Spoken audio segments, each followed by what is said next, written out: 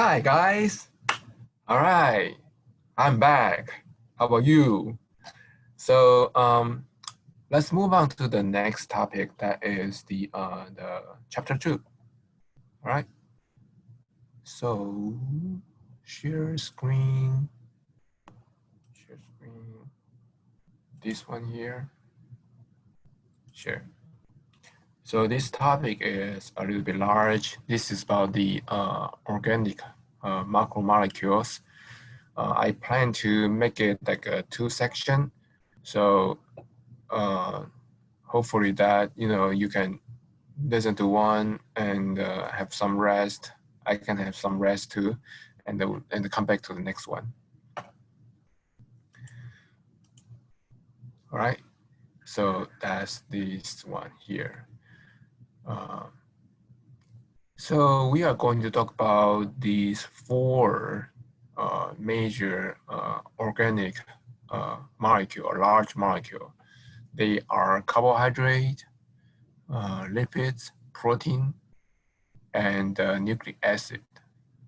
So these are called organic. That's because they are important in our body, and they are called macro.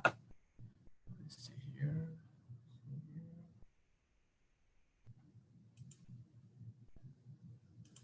Okay, they are called macromolecule. Maybe I can use this one. Use pens. Why not? All right. Can you see this line? I hope so. Okay. They are called macro molecule. That is because that they can be considered as a polymer. Use this one here. As a polymer.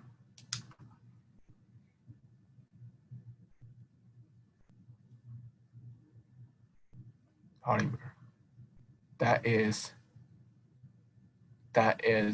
in contrast to the monomer. So that is the macromolecule. So there is a common theme of these 4 molecule. They all have their own monomer, and the combination of this monomer anabolism will be the polymer. And the polymer, if we break it down, it will be monomer, the catabolism. So there's common theme of all this, okay? So here is the monomer and the polymer.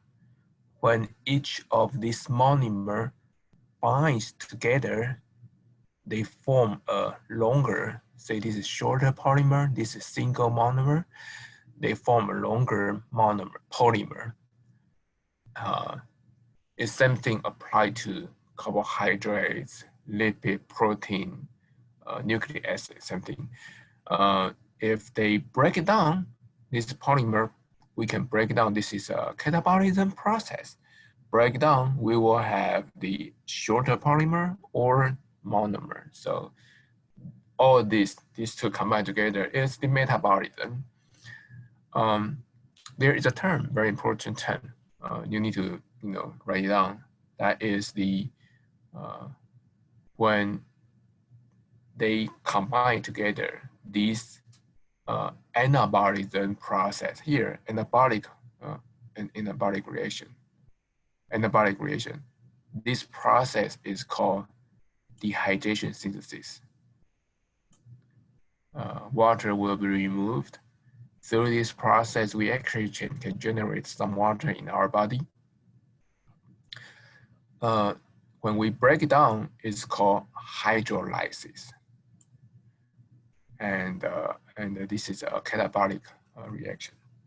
So common thing, keep in mind, whenever we see this carbohydrate, protein, etc., we will apply this to those different molecules. So that's first. The first one is carbohydrates. So we mentioned that carbohydrates has polymer and monomer. And here we have the carbohydrate. what is carbohydrates monomer? Carbohydrates monomer, the major one in our bodies are glucose, galactose, and fructose. So those are the monomer. These monomers are also called monosaccharide. And so monosaccharide, there are three major monosaccharides: glucose, galactose, and fructose. If you look at their chemical structure, they are actually very similar. And the two can combine through the process. What is that process? Dehydration synthesis. And then two will combine together. There's a new term. This is called disaccharides. There's new term for each of these disaccharides. If it's glucose plus fructose, it forms sucrose. So this is very common, like a table sugar. Glucose plus glucose form maltose. Glucose plus galactose form lactose. So sucrose, maltose, and the lactose are the disaccharides. So here we have the first quiz question for you guys. Just keep in mind that you will see this one in quiz, that if I give you the option of sucrose, maltose, lactose, galactose, fructose, glucose, for example, which one is disaccharide, then you have to choose one that is disaccharide. Or which one is monosaccharide, you need to choose the one that's monosaccharide. So the quiz question one, write it down, please. Quiz one, quiz question, unnecessary one, which is, say, disaccharide, something like that, which is monosaccharide, for example. And also the question is that when glucose plus fructose combine together through this process called dehydration synthesis, what is the product? Sucrose, maltose, lactose? The answer would be, if it's glucose plus fructose, it will be sucrose. So there are many, many questions from here, from this slide. So that's monosaccharide, disaccharides, but things doesn't stop there because they can combine together furthermore. And it's formed these polysaccharides. So polysaccharide become the polymer. It will contain multiple monomer. And the common ones are starch, glycogen, and the cellulose. So these are common one that we will encounter in the physiology. Starch are the polymer of these carbohydrates in the food. They are commonly seen in like potato, like bread, like this one here. Glycogen are the ones stored in our body. So when we take this glucose, we bind them together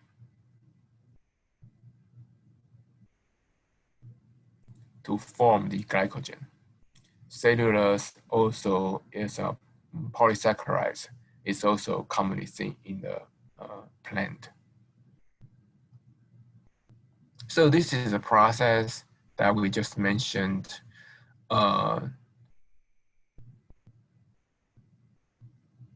When the polysaccharides break down, it will make it disaccharide breakdown will form monomer, and that is the hydrolysis process. And you will see that sucrose will form glucose and fructose. Same thing that if we have these two bind together, it will form disaccharides.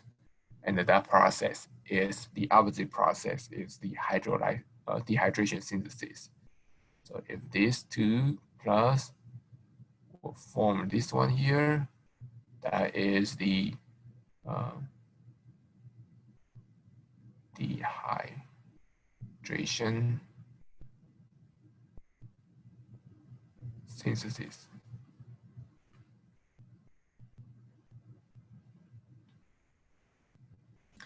Okay, so monomer can form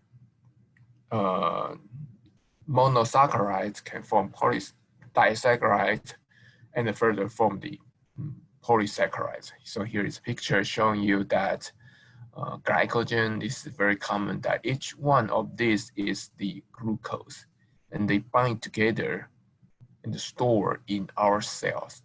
Each one of these large molecule is called glycogen. Glycogens are the glucose polysaccharides stored in liver and in skeletal muscle cells. Starch is also polysaccharide, and this is commonly seen in like our food. That's where we get the most enriched energy source from. And we can get it from lipid. We also can get it from like potato, rice, etc. Our body needs glucose. Glucose is the major source to produce, for cells to produce ATP. So that is that. So here, coming to the when we have this food, when we get this food, right, and we need to eat it, and those polysaccharides are large macromolecule. They will need to become monomer in order for our intestine to absorb them. So we will go through this GI system, gastrointestinal system, to digest it and absorb it. You go through our mouth, in our mouth. So every time we have this polymer to be broken down, that breaking down need enzyme. So in the mouth we have the here we have the alpha amylase, salivary alpha amylase, to break down this starch. We chew it physically, we make it smaller piece, and the enzyme in our saliva will make it even broken down. And this one is not complete. So here we produce these several polysaccharides, or maybe some disaccharides. And then it's not finished. It will go into further down into the stomach. In the stomach, that it will mix with the digestive juice, and this enzyme will further work on this food, and then it will go to the small intestine. In the small intestine, they will be further breakdown through two further process. One is that they will receive another enzyme, this enzyme coming from the pancreas. There's no pancreas, all right, here is pancreas. So pancreas has a connection. They will produce their enzyme into the small intestine, and then this will further break down the disaccharide into the monosaccharide. So from here, we will have these monosaccharide, glucose, galactose, and fructose. And it will be further break down into the into the small intestine.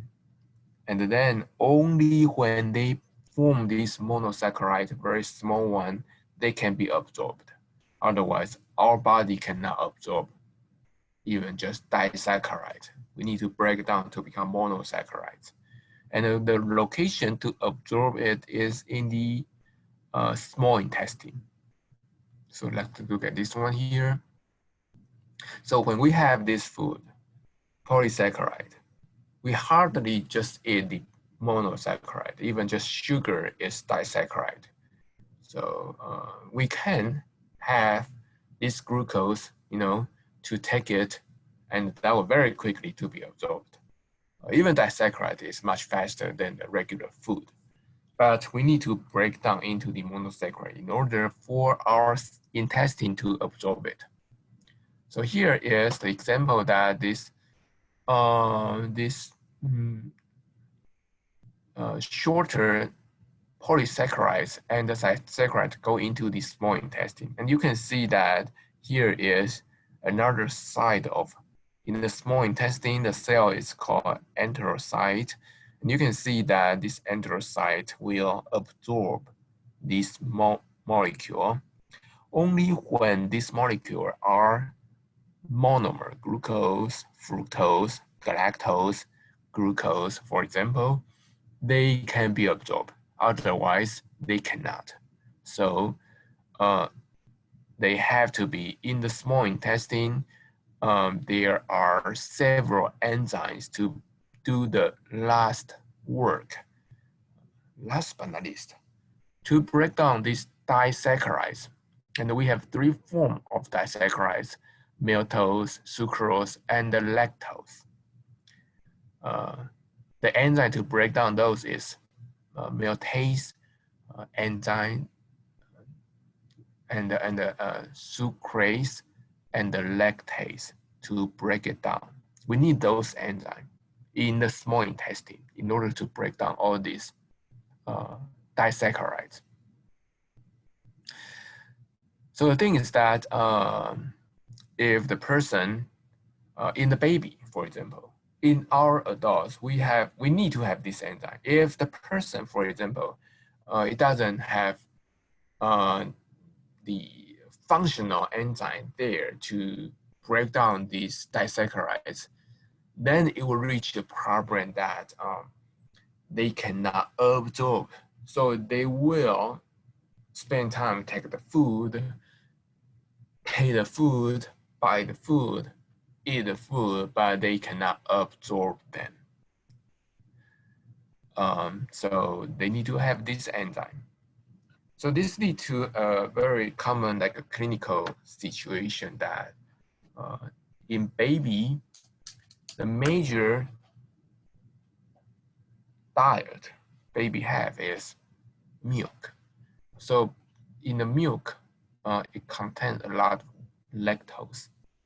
So the baby in their intestine, they generate a lot of lactase because they need those lactase to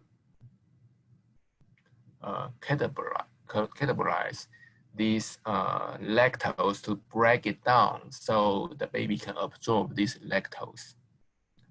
To absorb this breakdown, to break down lactose to absorb the galactose and the glucose.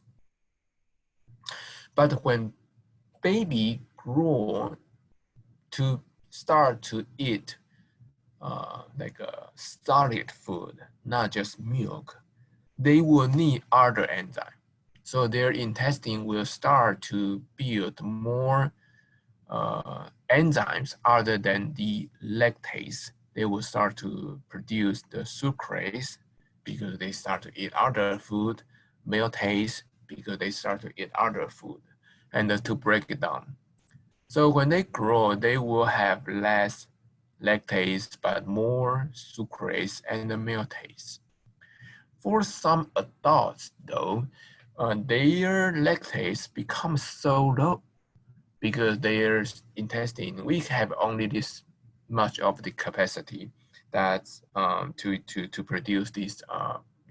Each of these enzymes are proteins, so they need the energy of our cells to produce these enzymes. So we need to preserve this energy for something that's usable. For some adults, their lactase level will be very, very low because that's very not needed when the typical adults, we don't, in the, not like milk is not a major source of the diet. Nowadays we drink milk a lot, but in the ancient time, when people grow into the adults, they will start to eat something, but not milk, right? So their lactase will be very low. And that will make a situation that when people drink milk, but they cannot digest the lactose.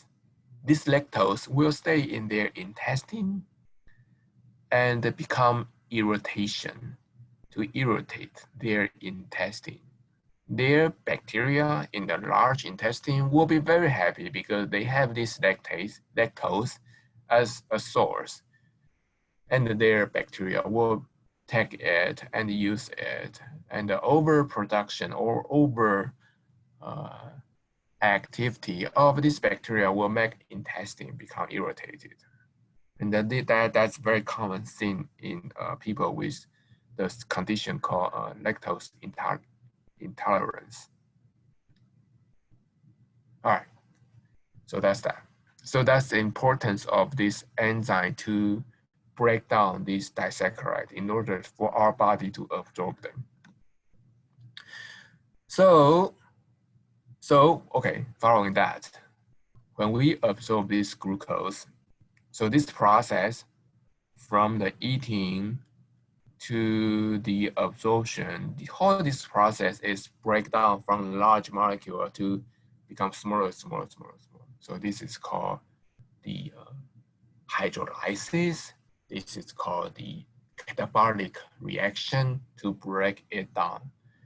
And then when it reached into the monomer, this is the lowest button, and you will start to conduct this anabolic process. That's what we will see here.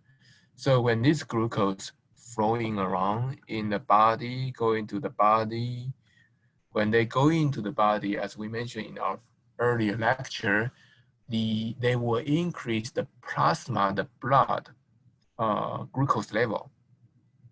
And that will trigger beta cells to release insulin. And here is a situation that this insulin will then act on the cells, such as the muscle cells. They will act on here. Here is a cell membrane of these muscle cells. Okay, right here, cell membrane of these muscle cells. So I'm not so sure if you see the paint. This is the cell membrane of the muscle cells. In the cell membrane, it has this place called insulin receptor. So this place is a keyhole for the key. The key is insulin. So when insulin binds on it, open the door actually stored inside of the cell. So this ring, this part is very much like a cell membrane. They will make this, and this portion is called glucose transporter. Their function is to take, this is the door to let glucose going in. Before insulin, these doors are hidden inside of the cell. And only when the insulin binds on it, open the key, insert the key, open the door, then this door will become visible in the cell membrane. And their function is to let the glucose going in. So without this insulin, there's no door, there's no entrance for the glucose. But only when insulin binds on it, this entrance appears, then glucose going in.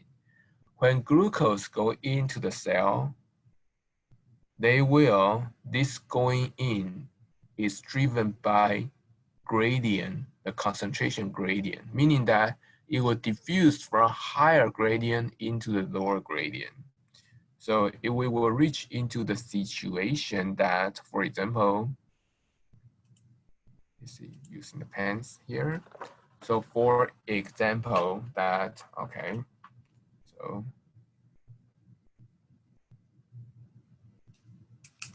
for example, that we have,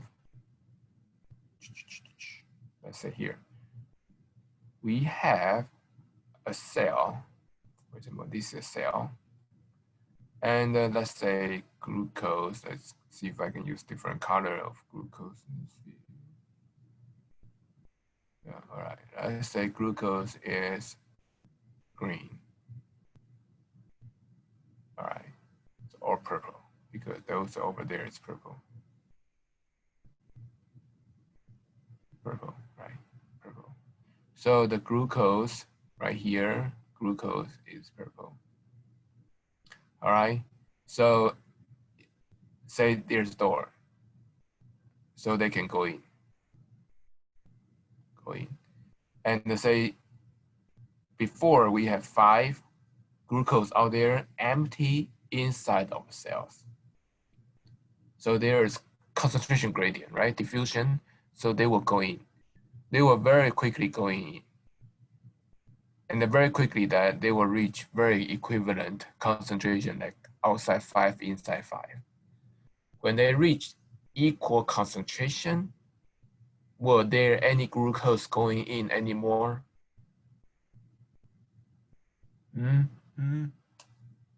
If there's equal concentration, they will be, but they will reach the equivalent that the concentration won't change, that there are some going in, some going out, but the concentration won't change, right? So how can we make the cells to take more glucose? If the cell wants to take more glucose, what can we do? So that's the amazing part of the cell. In order for cells to take more glucose, even though cells already take a lot, is to convert this glucose to something different. So what cells does is that the cell will make these let's see, okay. All right, never mind. So let's say this glucose, they will make this glucose to bind together. I don't know why there's a line here.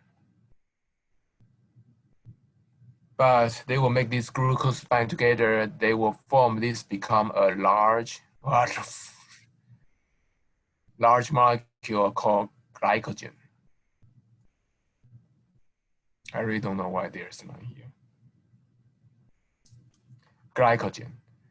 And then their cell, inside of cell, they become, can I erase those? Erase, is that erase?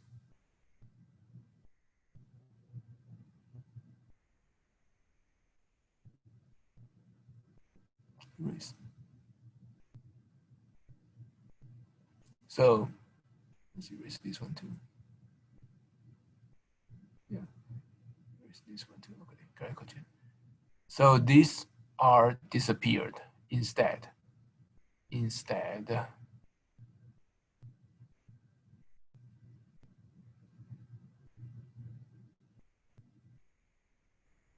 Instead, there's glycogen inside here. Can I do that?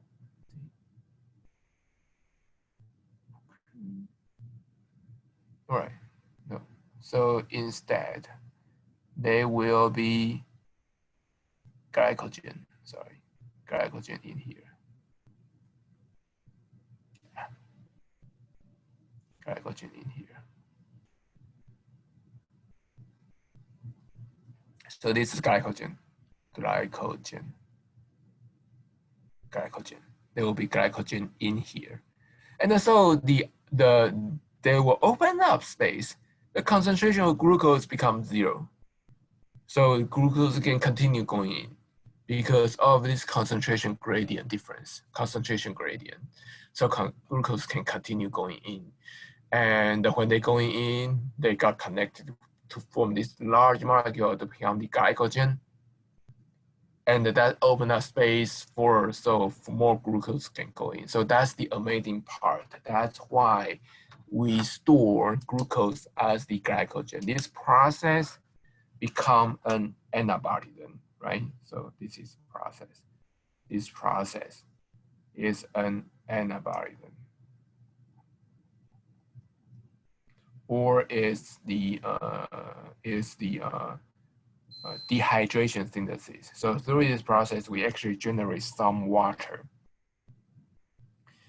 And that is important. Why do we need glycogen?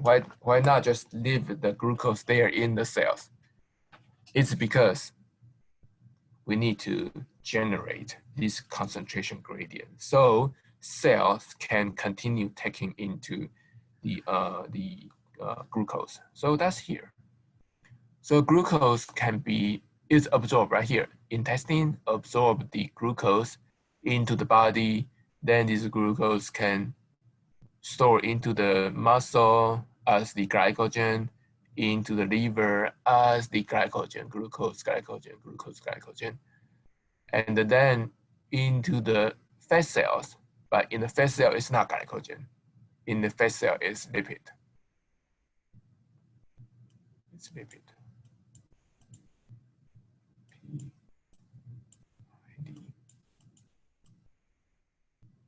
It's very important. You must know that. For example, a quiz question. If someone can, write down those quiz questions, please, and post it, maybe in the chat or something. So we can remind everybody that those are the questions that you will see, because the purpose is to make you guys pass. Okay, so not just here in this class, I want you to know that this is very common questions that you will see in your future exam. For example, the quiz question is that when glucose is, okay, can fat cell take the glucose? Answer is yes. When the glucose go into the fat cells, what's the form they are stored? They are stored as lipid, or more specific, it's called triglyceride. What's the form that muscle cells store the glucose?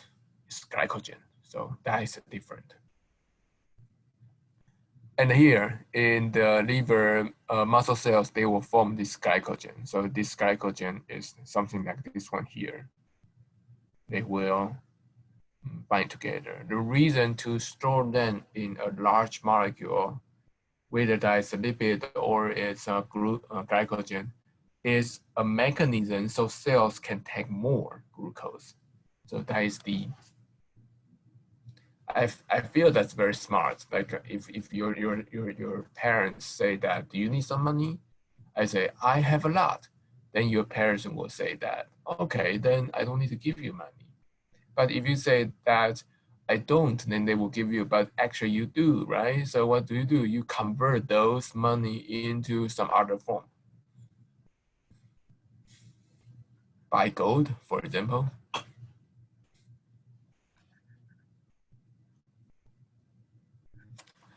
All right, so this is the one that we mentioned about this lactose intolerance. So this is another quiz question. I really need to figure out a way that you can encourage you guys to post this quiz question on the chat.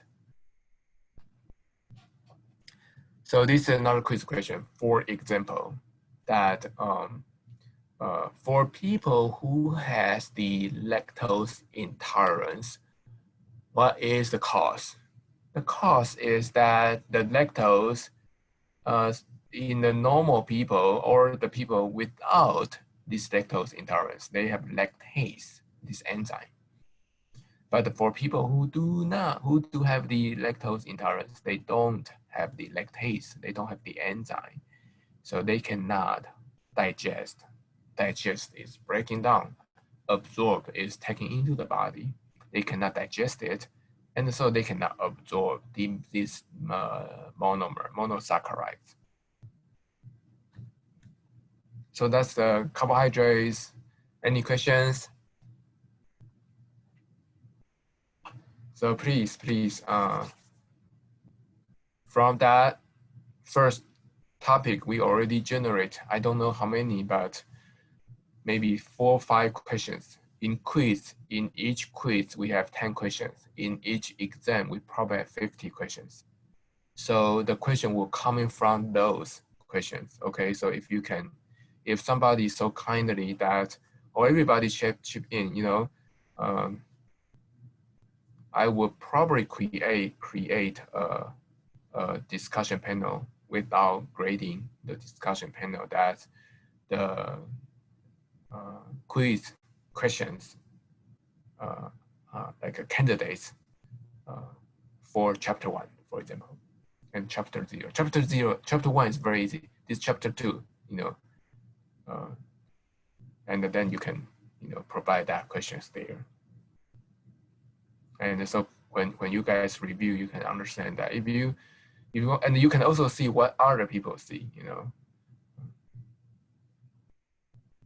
Yeah, I would do that. I would create that discussion like a segment, so you can provide what the insight. I mean the findings. I mean the questions. All right, let's move on to the next one, the lipid.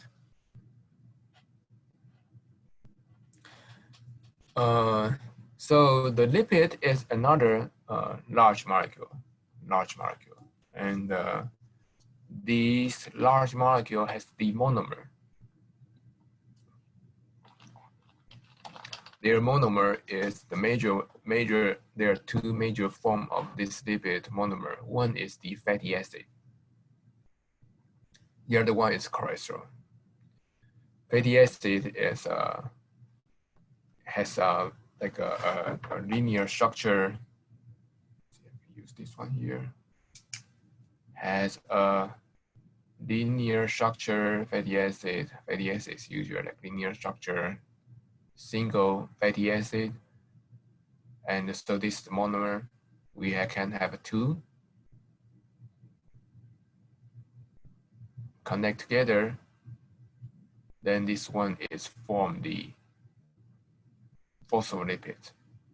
We may have 3 connect together. Then this become the triglyceride. We have 3 triglyceride. When single fatty acid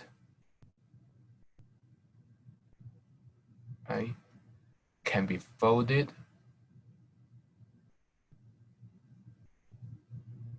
so this is center, folded, and then be folded. Oh, I don't like it. I don't know why, but folded. And then form. And here, when it's folded, and here generate a ring structure.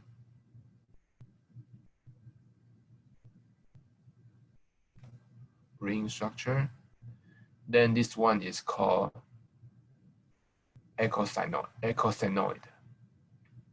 So the polymer of fatty acids form the triglycerides here. Phospholipid has 2 fatty acids, or eicosanoid. It's just 1 fatty acid, but it's folded. Triglyceride is very common. The major common form of a lipid, that is what we see in here. That's this one here. Here, inside here, we have the triglyceride.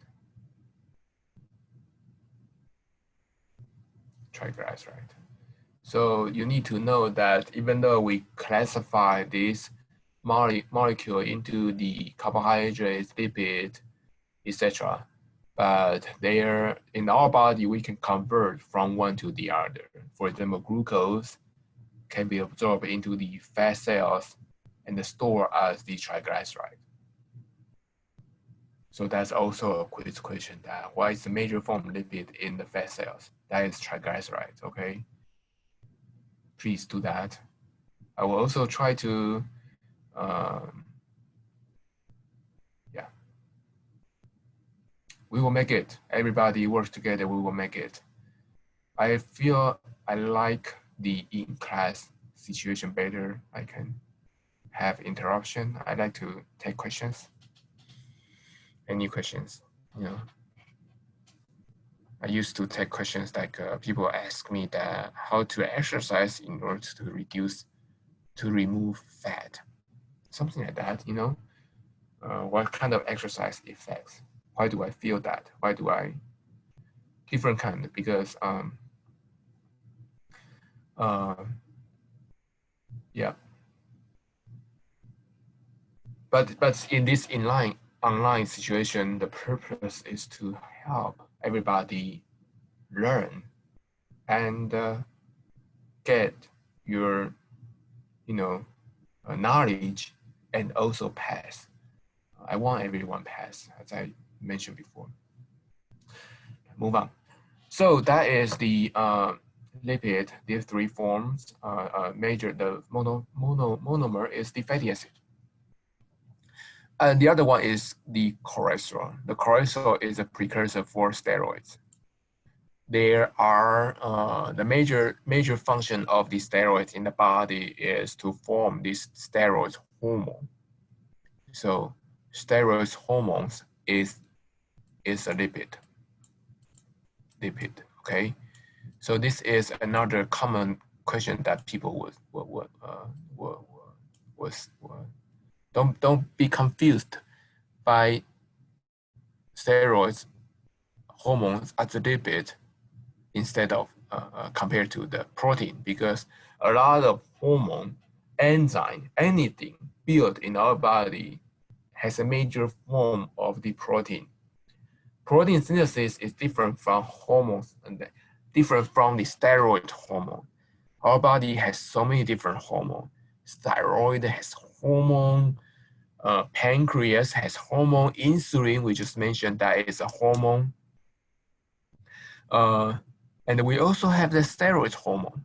Steroid hormone, common one is for example, the testosterone, estrogen. Those are sex hormones. Those are the steroid hormone. And so those hormones, those steroid hormones are lipid. Other hormones are proteins. So that's the difference. Lipids. So fatty acid. Let's move on to the very first one, the monomer fatty acid. Fatty acids, as I mentioned before, it has a long chain. It's a structure very much like this one here, long chain. This long chain is called long carbon chain. Carbons and hydrogen. So basically it's C, C, C, and H, etc. This C can be single bond or could be double bond. Oh, I really hate that. I don't know why. If someone knows, please let me know why we have a line like that here. All right. Okay then. Please let me get the pen. All right, pen. All right. So it could be single bond, or it could be double bond. Okay. So we have this chain, and then on the side of the chain we have the carboxylic group, COOH. So one example is right here. This is the chain. We have in the end, we have the COOH. This is called carboxyl group. So these fatty acids, this is one fatty acid, this is another one. Can you see the difference? Yes, right here. So this one has the double bond. This one has all single bond. When it's a double bond, this carbon will not connect with another hydrogen. So this is called an unsaturated Single bond, it's all hydrogen, bonds to it. So it's called saturated. So we have the saturated fatty acid. We have the unsaturated fatty acid. Which one is healthier? That's a question I will get in the class. People ask me all kind of questions. All right. So the fatty acid, how can we classify it? How can we name them? Apparently, these are two different fatty acids. So what's the how are they named? They are characterized by the chain length. How many C? Chain length and the number, long chain, short chain, okay, or the number, or the 12 carbon, 18 carbon, 16 carbon, etc. Number of the double bond. When there's double bond, it's called the, when there's no double bond, it's called the saturated fatty acid. When there's double bond, it's called the unsaturated. When there's multiple double bond, it's called unsaturated fatty acids. We can have a shorter fatty acid, longer fatty acids.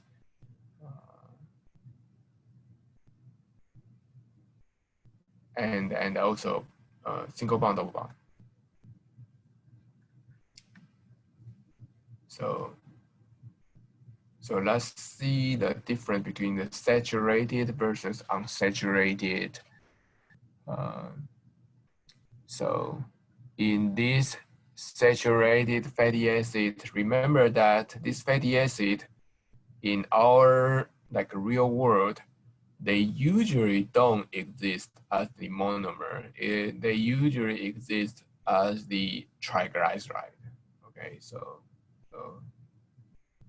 they will form this triglyceride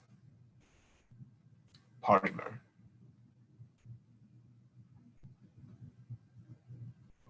This is the monomer, triglyceride. So saturated, they will, because they have a single bond, they will bind together very well. I mean, this line will align with each other very well. So in the real world, we will see these triglyceride very tightly packed. And so this fat will appear very solid. So that's this one here, very solid, like butter. Unsaturated, this triglyceride has this kink. So they may run like this one here, they may run like this one here, and they may run like this one here. So when they appear naturally, they will not pack very well. I don't know why there's line there. I don't like it. And then, so this one will appear liquid. Okay. And so like a vegetable oil.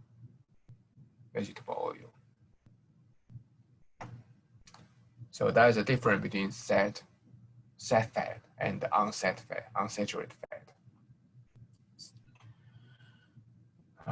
One is more, one it will be solid, the other one is the liquid form.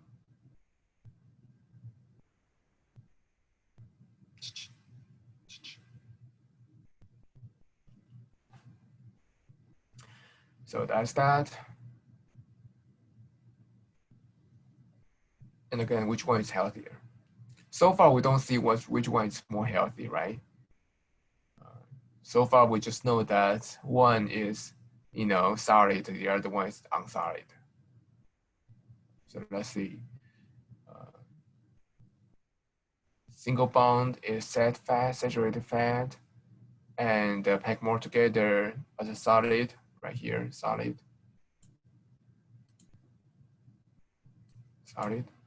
And if its double bond is unsaturated, then it's liquid at the room temperature. Vegetable oil are unsaturated because they are liquid. Plants tend to richer in the unsaturated than the animal.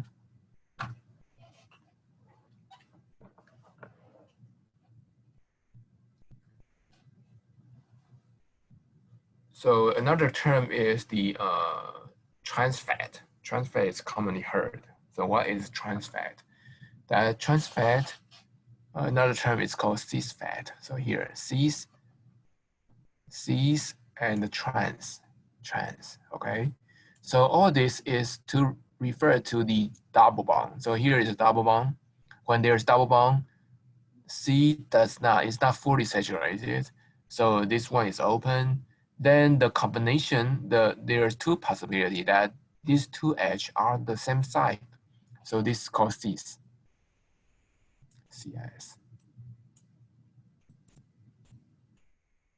Or these two can be in opposite side. It's called trans fat. Trans fat is not good. So now we know that which one is healthier. Trans fat is not healthy. Okay, trans fat is unnatural. The natural one is always the cis fat. So on a different side, occur in natural. Trans fat is unnatural, not found in nature, and this one is, it's not healthy.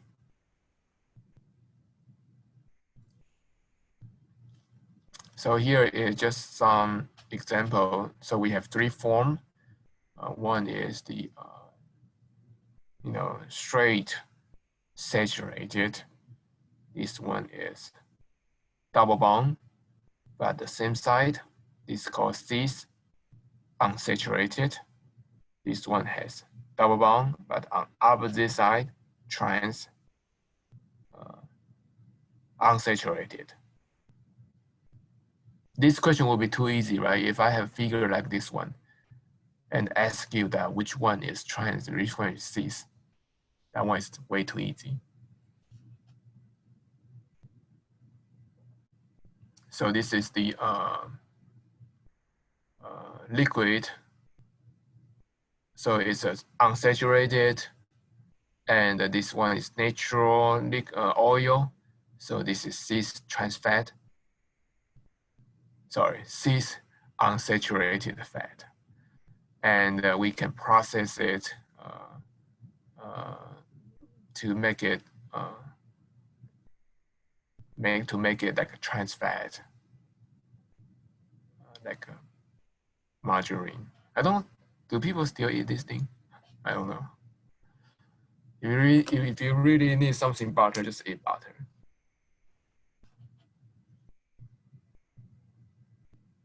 Is this thing still exist?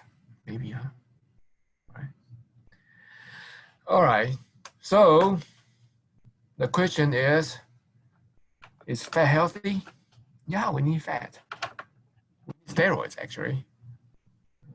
We need cholesterol to make to make these steroids, but not too much.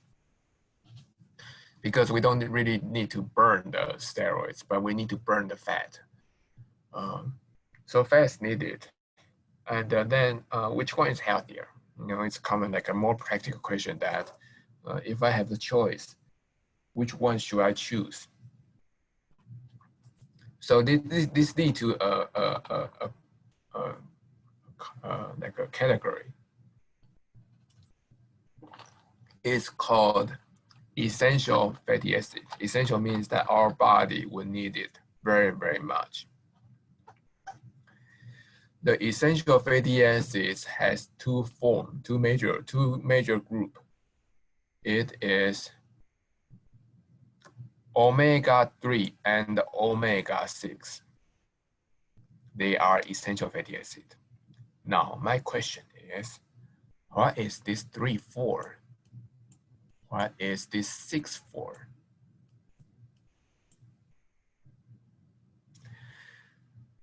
They are essential.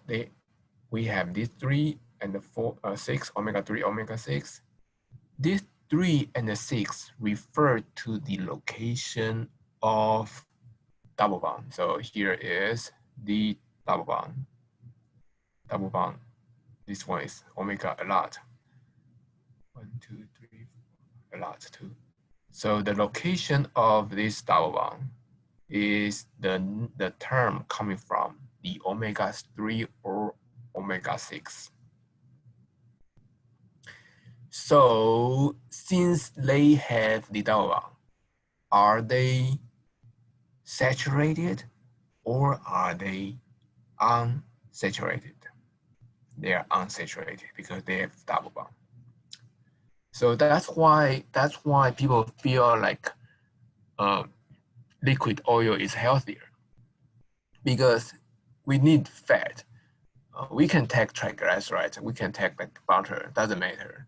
But if we do need some essential diet, what does this essential means is that essential nutrients is that our body cannot produce it. We need to take it from the diet. So we need some omega-3, omega-6. And since they are double bond, they are liquid. And that make the common concept about if we can choose, we rather choose the vegetable oil because those are liquid and those may contain omega-3, omega-6. In fact, some like a deep sea fish also contains lots of these essential fatty acids.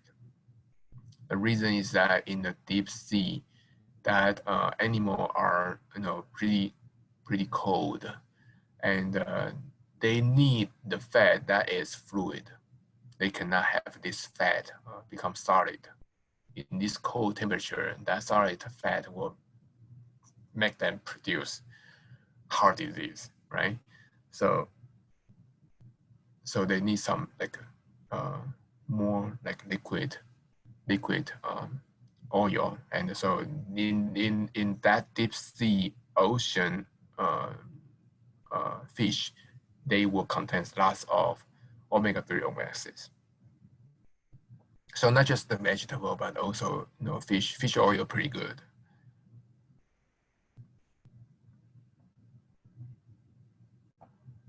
And this is essential. They are essential in the way that that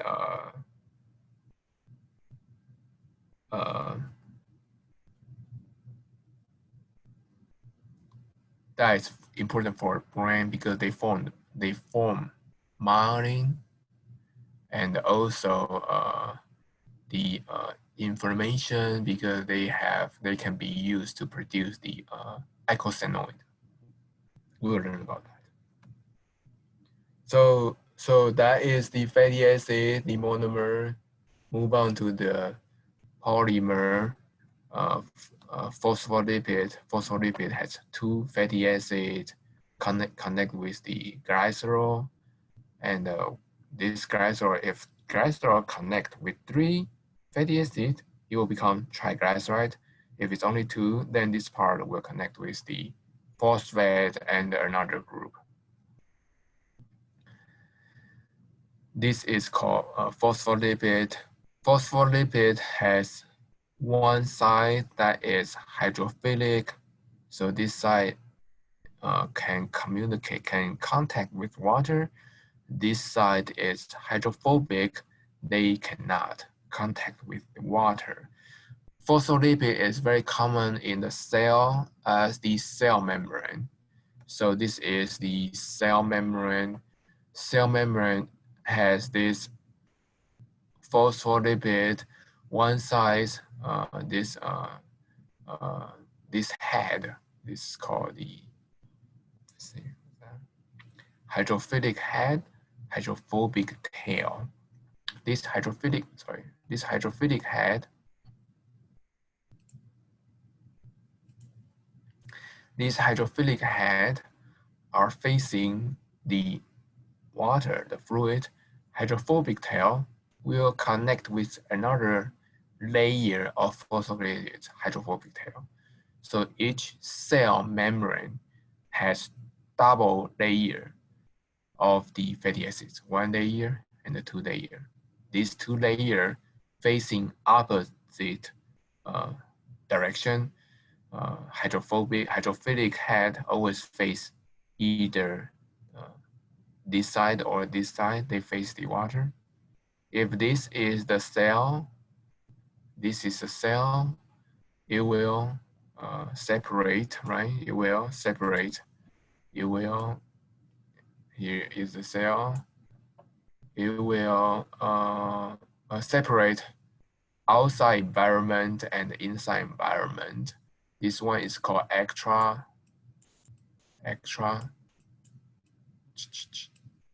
This one is called intra.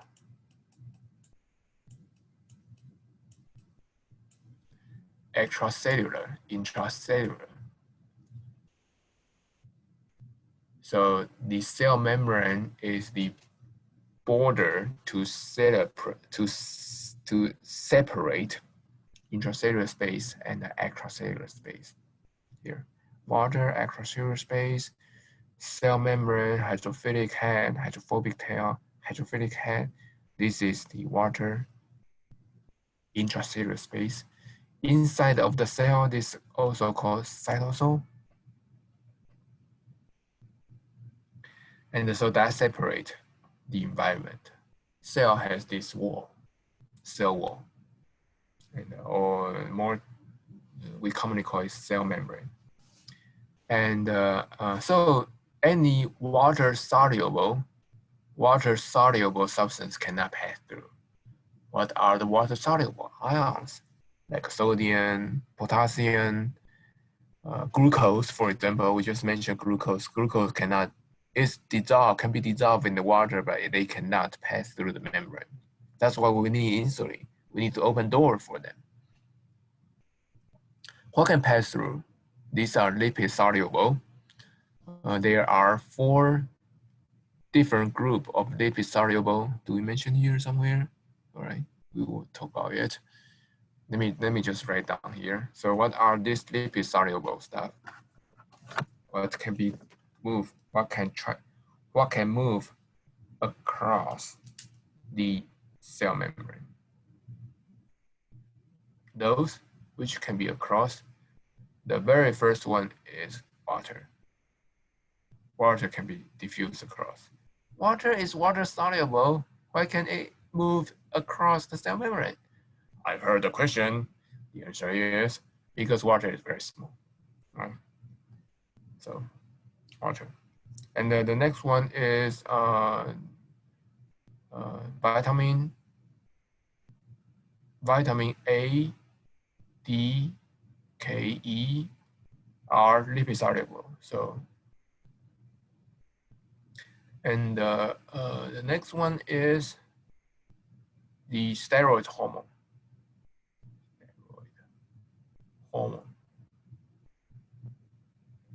So, for example, the testosterone, they see this as nothing. They see no wall. They go in to the cell freely. And so we have the water, vitamin, ADK, steroid hormone, and of course some other lipid, right? Some other lipid. So those are the can be move across the cell membrane. So that's the phospholipid, and the next one is triglyceride. Glycerol connects to is the phospholipid connect with 3 fatty acids, become the triglyceride, tri 3. And their formation is by the hydrolysis, same thing applied to the phospholipid. Their breakdown is the dehydration synthesis, Their breakdown is hydrolysis. Their synthesis is dehydration synthesis. So now they connect together. These triglycerides are the major form of lipids stored in the fat cells. So here, when you eat, when you drink, you store this, energy, fuel in your adipocytes. They are amazing. They store this triglyceride. Here is an example. Here you see This is the fat tissue. We have or adipose tissue. In this tissue, here is tissue. Each one of these is the fat cell. This fat cell is also called adipocyte. Adipocyte right here, adipocyte. Adipocyte right here, adipocyte. So that's a term here, adipocyte. And these adipocytes store triglyceride. Let's look at these adipocytes here. So this is one example of the adipocytes. I want you to pay attention on one thing, that is amazing structure of this cell. This cell is like a best, like storage. For example, when you buy food, if you don't eat it, okay, say you got a lot of food, you don't eat it. What would you do? You must store them in some place that can preserve them, right? Like a refrigerator. Or you can just eat it. Yeah, when you eat it, these adipocytes can store them for you. You don't need refrigerator, they store it for you. When you need it, they will pump it out and so you can use it. So that's the amazing part. Look at this structure. The whole cell, it doesn't waste any space. It's all used to store this triglyceride. So that's the amazing part. So that's one thing. What does adipocyte store the fuel as in the cell? The form of the fuel as in the cell. This is triglyceride. And the second thing I want you to pay attention is that here we have the glucose transporter. This glucose transporter. So that gives you the idea that GLUT is glucose, T is transporter for. We have about 14 different types of glucose transporter. You can see here. So this gives you an idea that glucose going in, glucose going, glucose, glucose. Glucose can go in to form triglyceride.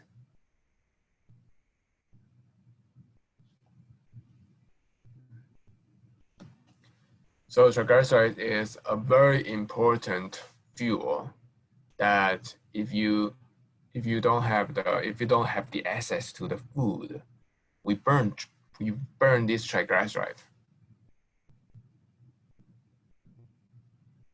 They also protect our internal organs. So right here, that we have the internal organ. So when we move, they produce this kind of cushion that we don't really cause any damage to the internal organ. And it protects us from heat, from the loss of the heat, maintain our temperature. They can also store a lot of vitamin A, D, K, E, that because these are lipid soluble, they can be stored in the adipocyte. So that's triglyceride. The next one is the eicosanoid. So eicosanoids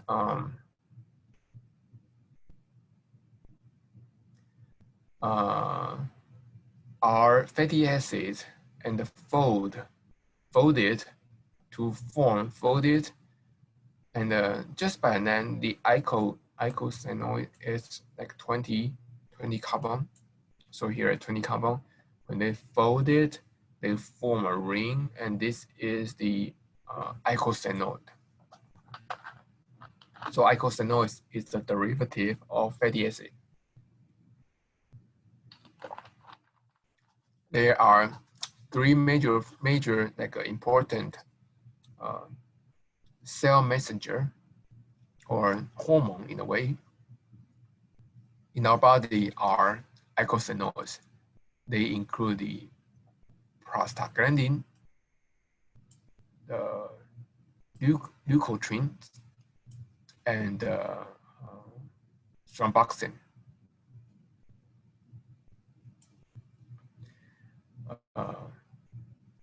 So basically, omega-6 fatty acid is also called the arachidonic acid. And we fold it, form a ring, we form these eicosanoids. And there are 3 types of eicosanoids: prostaglandin, leukotriene, thromboxane. Unfortunately, this is something also can be quizable, right? For example, a very quick, simple one is that prostaglandin is a lipid, right? Okay. So this is an example of prostaglandin here.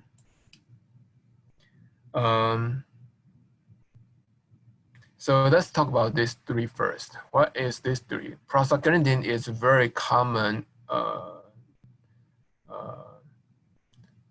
like a messenger for inflammation. When you have any inflammation, your body produces prostaglandin. Leukotriene is also involved in the leukocyte. Leukocytes are white blood cells, so this is also involved in our immune system. Thromboxane is about the blood clotting, so this one is important to form this blood clot to protect our blood vessel. So that's the eicosanoids. The very last but not least is the cholesterol. Cholesterol is a different group. This is not fatty acid. This is, if we have the structure right here, cholesterol, you can see that this is nothing to do with the fatty acid. Cholesterol is also lipid. It's insoluble in water. This is precursor for the steroids. And their function has 2. One is to be part of the cell membrane, and the other one is to, produce the steroid hormone. Also, they can be part of the bile salts. So here is the production of the steroid hormone. You don't need to know this procedure at all. The only purpose I show you this picture is to let you know that the common steroid hormone like glucocorticoids or cortisol, sex hormone, estrogen, androgen, they are all steroids. They are all derivatives of the cholesterol. So steroids are the hormone formed from the cholesterol. Their important function, of course, it's very important. It's for our, there are 2 groups of the steroid hormone. One produced from the adrenal gland, adrenal cortex, and the other one is from our gonadal gland, testis or ovary.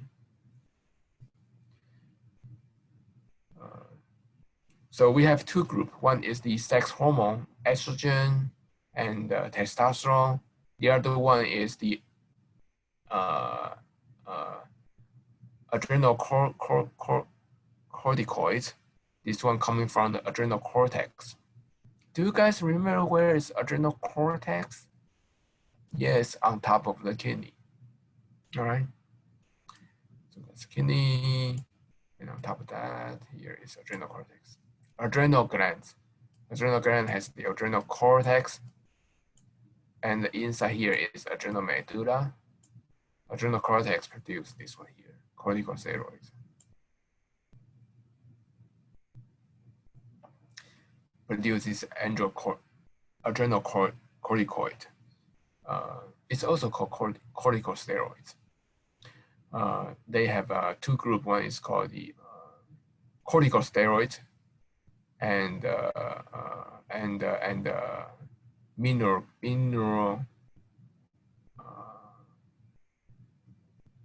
corticoids. So they are important to produce immune system. Cortisol is very important to suppress immune, right? Cortisol, for example, cortisol. Right here, that is this one here, cortisol. So when the person have this organ transplant, they will take cortisol to suppress this immune system to reduce the rejection of this transplant. Body growth, they are important for body growth. Regulation ion, this is part of this mineral corticoids. Mineral means mineral, it means these ions, salt, for example. Glucose is regulated by glucocorticoids right here, glucocorticoids. Cortisol is one of those. So what you need to remember is that steroids, you don't need to remember all this, please. You don't need to remember all this. The reason is not that they are not important, it's because we will talk about it later, this detail. But what you really know is that steroids coming from the cholesterol.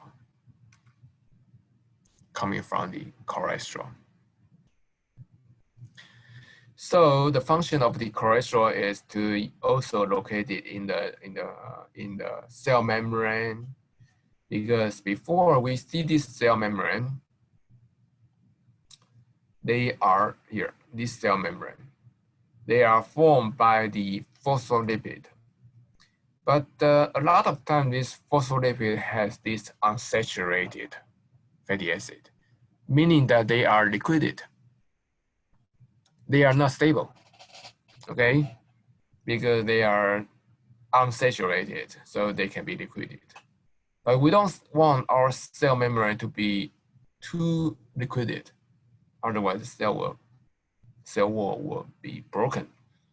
So we need to have something to stabilize it. And the thing to stabilize it is the cholesterol. So that's a function here, cholesterol. It will make it, tight together, make it more rigid, more stable. So the very last portion is the lipid transport. Lipid transport. So lipid is not water soluble. So when they transport in our body, they have to be carried by a protein. This protein is called, right here. This protein is called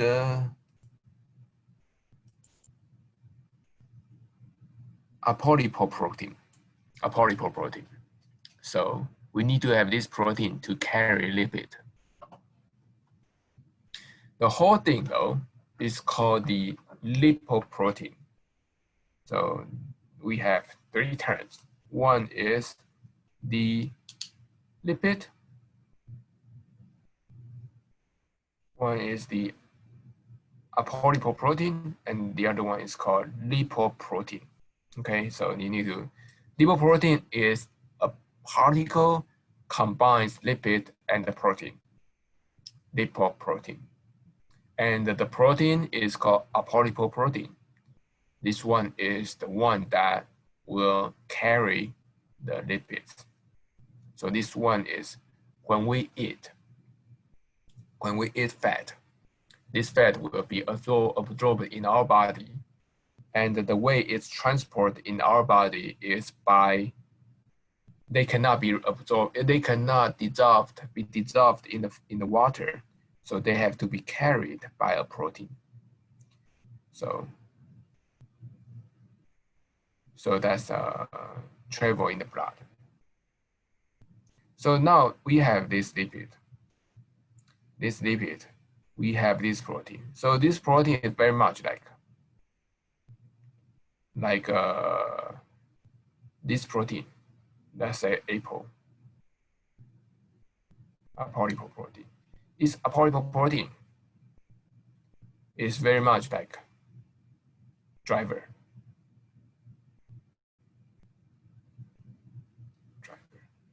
to drive this bus. And this bus is a bus, so without this bus, this lipid cannot stay. So outside is the outside.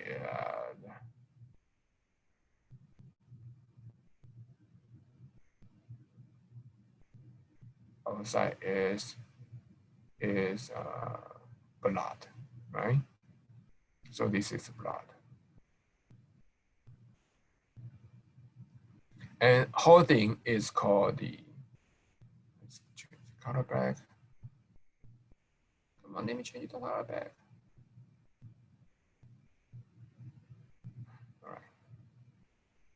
So let's use green then. The other thing is the whole thing is called the lipoprotein. So in this bus, we have the driver, a polypoprotein. They will carry lipid. What are the lipid? 3 types. One is called triglyceride. The other one is called the phospholipid. The other one is called cholesterol. Which one has this hydrophilic side? That is the phospholipid. Phospholipid has this hydrophilic side right here. So this side is hydrophilic. So phospholipid has this hydrophilic side. So in this bus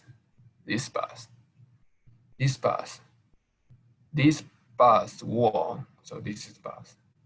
This bus wall will have, is formed by this phospholipid. So this becomes the membrane, right? Membrane. And the outside is the water, the blood. The inside is their lipid friends, phospholipid. Okay, and so we have the phospholipids on the bus right now, and the triglyceride, let's just put T here. I really don't like that one here. So T here. A lot of T, a lot of cholesterol, C here. C. And the whole thing is called, so that's all a polypoprotein. These are the lipids. Here we have the three groups are all on board. Phospholipids, they form this particle membrane. Triglyceride, cholesterol are, you know, they are lipids, they stay inside. And the driver is the polypoprotein. They can be a carrier. And the whole thing is called, the This whole thing is called the lipoprotein. So that's the lipoprotein. And then they can travel. So first is that, so when we eat it, they will be on board. When they travel, what will they see? They will see a lot of cells, right? So for example, here is one cell. And let's say this cell happens to be either the liver cells or adipocyte. Let's say this adipocyte. When this driver coming here, this is blood vessel, right? When this bus, right, coming here, right? And when they travel here, then this adipocyte say, wow, you got a lot of triglycerides because I just need some more triglyceride. Then the bus will say, okay, T will go into the adipocyte. When they travel further, T will get into more adipocyte. So after the traveling, what happens is that this bus, we still have the apple here, and we still have the phospholipid here, but a lot of triglyceride disappeared, it will stay a lot of the cholesterol. Some triglycerides, but a lot of cholesterol. Okay, so that's the journey that triglycerides can be taken. Cholesterol will be taken by the some glands to produce the steroid hormone, some cell membrane, so they will be used. But if there's not used, they will be stay in this bus. And there are terms to distinguish these two. This one is called the high density lipoprotein. High density lipoprotein.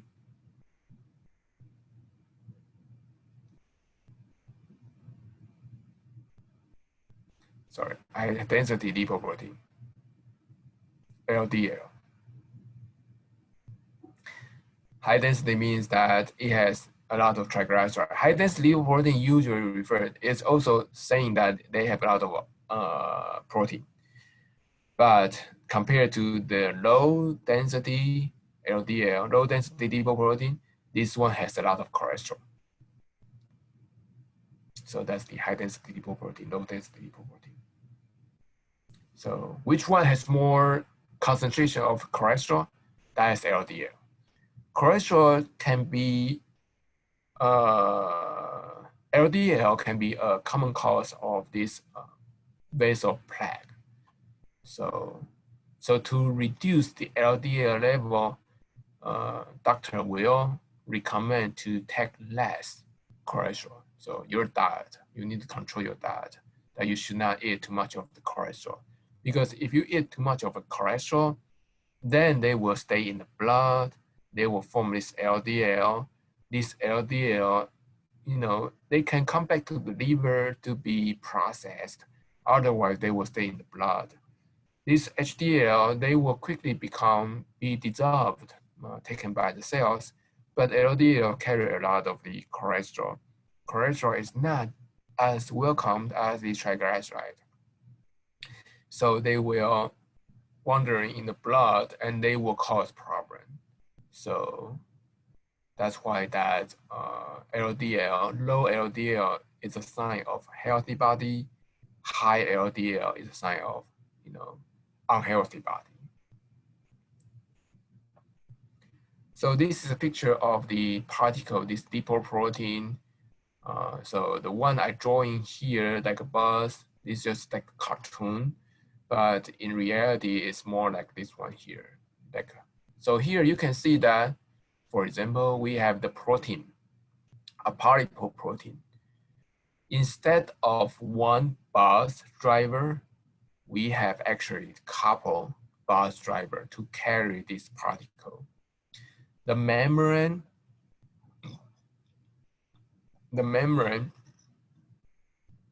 is formed by the phospholipid, okay? Inside, we have the cholesterol as well as the triglyceride. So it's same thing like this one here. Phospholipid form the membrane. Cholesterol, triglycerides are inside of this particle. This particle is called lipoprotein. It could be the high density lipoprotein or low density lipoprotein. There are also different class of the lipoprotein, but clinical relevance, the major one is the high HDL. You need to have more than LDL. So the ratio of HDL and LDL is a sign of the health of the person. So the core composed of cholesterol, esters, and the triglycerides. Surface are the monolayer of the phospholipid and some cholesterol. So it's very much like this one here. So the membrane can have some cholesterol to stabilize the membrane. HDL and LDL, low density lipoprotein, are high in cholesterol. HDL is high density lipoprotein is high in protein, but in fact it has low the reason that it's healthier is that it has lower cholesterol. The reason that cholesterol is not is look like a bad thing is because if we eat too much, then there's no way that we can take it. Triglycerides can be taken by the adipocytes stored as fuel. Cholesterol is not. We don't burn cholesterol like how we burn the triglyceride. Not that easy. So too much of it could be the problem, and that's why in the nowadays that we will measure the LDL level compared to HDL. If LDL is too high, then it's not good. This ratio indicates the health of the body. Lower is better. Lower LDL is better. All right. So this one showing you that HDL and LDL, HDL. Let's just remove this one. All right. Let's continue. So HDL can take. Yeah, let's just remove this one. I don't want to make it too complicated. So that's the lipid. I just talk about this one. We have the HDL. We have this HDL can be used to remove the extra because HDL has space for the cholesterol. So it can remove the excessive cholesterol from the cell, bring it back to the liver, and then liver can process it to produce, first it produces very low density lipoprotein. And then this will become the low density lipoprotein. This one contains a lot of cholesterol, as I mentioned before. If it's not getting into the cell, this cholesterol is not getting into the cell, this LDL actually can travel in the blood, and that will cause a problem. But for some cells, actually, the major cells to take the cholesterol are the liver cells. Actually, the liver cells can take some of the cholesterol, but some other cells can take that too. Cholesterol can be used to build the cell membrane, or can be used to produce the steroids. If not, this cholesterol can also be, cell will take the triglyceride, and they can, carry some of the cholesterol back to the HDL. So that is the cycle of this one here. Liver can convert this cholesterol to bile salts. Cells can use the cholesterol to build the cell wall to produce the steroid hormone. So that's basically how our body use this HDL and LDL. For the quiz-wise, this one is a key here, that HDL, LDL, low density lipoprotein has more cholesterol, and they are all built based on this concept that the lipoprotein. And the easy way to think about it, to memorize it, is like a bus. The driver is the protein, it's called a polypoprotein. And this bus, the bus membrane is the phospholipid. Inside the bus, we have this triglyceride and cholesterol. So that's it. We will, let me take a rest, and then we will continue this one from the protein, okay? All right then. That is it.